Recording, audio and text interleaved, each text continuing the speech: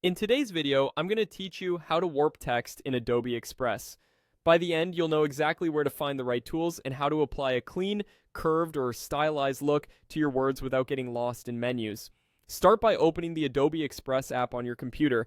Give it a moment to load so everything in the workspace is ready. Next, make sure you're logged in. Being signed in unlocks your projects, fonts, and layout options, and it ensures your work saves properly as you go.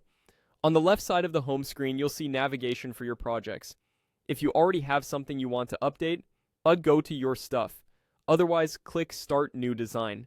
Starting fresh is the easiest way to focus on the text effect, and you can always bring in images or colors later if you want. Go ahead and click Start New Design. Choose a size or a blank canvas that fits where your design will live. Social posts, story, or custom size. Picking the right canvas from the start will help your text warp fit perfectly without needing to resize later.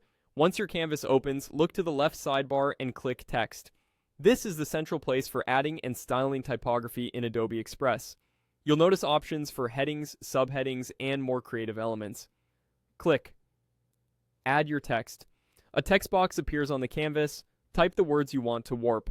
Shorter phrases tend to look cleaner when curved or arched, but use what suits your design. You can adjust font, size, and color at any time, so don't worry about getting it perfect just yet.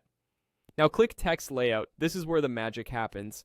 The layout presets include designs that curve, arch, wave, and otherwise warp your text into polished shapes.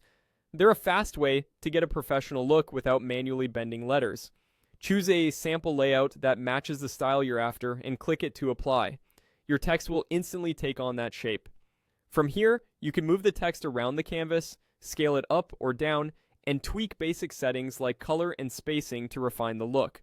If you don't see the layout options, make sure your text layer is selected in the editor so the right panel appears. That's it.